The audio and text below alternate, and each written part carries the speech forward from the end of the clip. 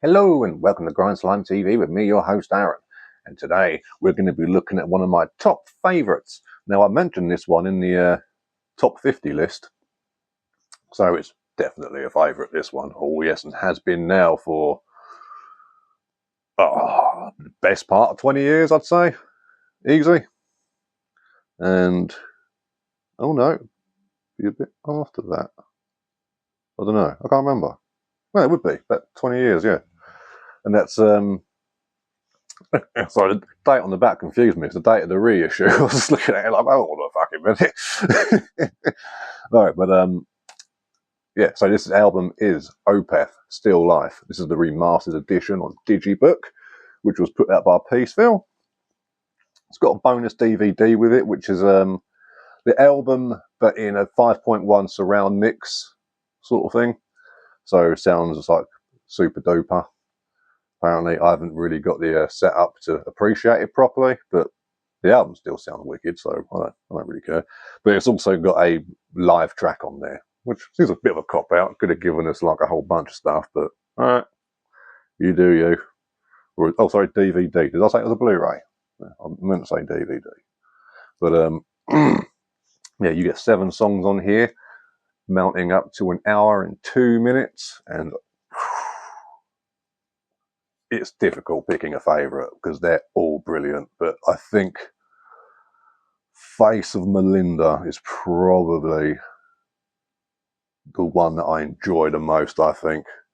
You know, it's a good one. Now, this album originally came out in 1999, I believe, and it was around 2005, 2006 that I came across these. I bought the old school plastic jewel case edition with different artwork. This has sort of been, it's the same kind of artwork, but the older one was a lot more contrasty, I think, if I remember rightly. But, you know, yes, fantastic album, and it's been a huge favourite of mine ever since. Now, I can't speak for the rest of their catalogue, really, because, to be honest with you, like, what I have heard is like, yeah, it's okay, cool, doesn't blow my socks off, but, oh, man, it's just a lot of them I sit there and I just think they're not going to be as good as this. So why even bother? And like people say to me, "Oh, you've got to listen to Orchid. That's their best one." And I've listened to it. I'm sure I enjoyed it, but that says it all, doesn't it? Do you know what I mean? Whereas this, just from start to finish, when I first heard this, I was like, "What is happening in my ears, bruv? This is mental!" And it was fantastic. And it was oh no, wait, when did I? It might have been 2004, you know, thinking about it, because I watched Opeth purposely because I was at Download 2004. So yeah, it may have even been earlier that year, in fact, that I got this. So, oof, Jesus. Not this, obviously. This is the 2008 redo. I got this probably just before COVID. You know, the before times. Yeah, so I got this in the before times, and yeah, it's been great because my other copy, I think I left it at an ex's house or something. I was gutted because trying to find it again for ages was difficult. But thankfully, these fancy things called reissues happen, and when this one finally got it, I thought, nice, that's all good then. So I would like to get this on vinyl. This is one of those albums where I'm like, do you know what? I bet the vinyl sounds fantastic. And I know a lot of people will say, you can't hear the difference. Well, I can pretend. Plus, it's just that little crackle and fizz. Just, this is one of those, it's like Transylvanian Hunger. You know, it's made for vinyl. You put that on, you get that. Oh, it just adds to the, I don't know, the romance of it, I guess. Whatever you want to call it.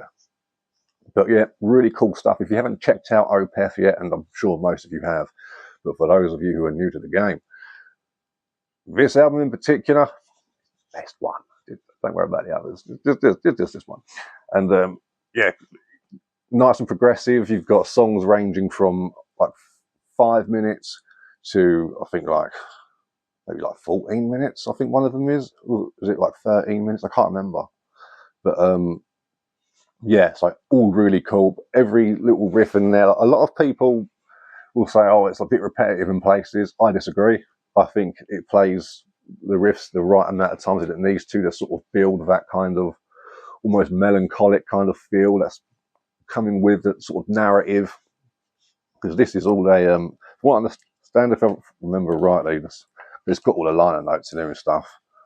I've not read it in a while, but I'm pretty sure it's a concept album about this lady called Melinda, which is pretty cool. I'm going to reread this actually at some point because I do like reading these little booklets with the little bit of history in them. I think they're cool. But still, gets heavy in places when it needs to, but not traditionally heavy, I wouldn't say. You know, it's an odd one. I mean, what would you guys class Opeth as? Progressive death metal? Like back then, maybe? Because I always felt they had a little bit of doom going on in there and all. I mean, maybe that's just me. I'm not sure. But, yeah, very unique, very cool. And this is a great record with great melodies.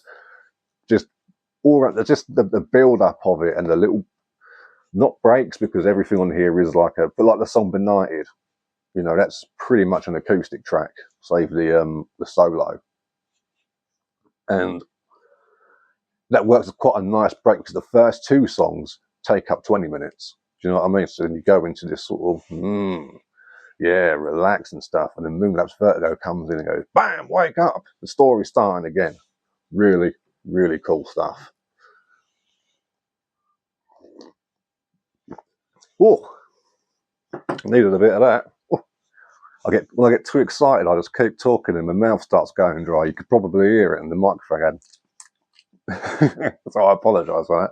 But yeah, honestly, I think this is a great. If you don't like Opeth or you've heard some of their stuff, you think, "Oh, that's that shit band in it." Give this record a go. If after the first song, and I'll give people this criticism, okay? The opening lead, so to speak, which is just drowned in reverb, does take nearly 2 minutes, and it's the same sort of sort of like that for I think it's like 1:50. But I like it because it comes fading in, and as it's I think it adds to the tension. I think it's really cool. But I can see why people would hear that and be like, "Fucking hurry up, come on, is the music coming or what?" But no.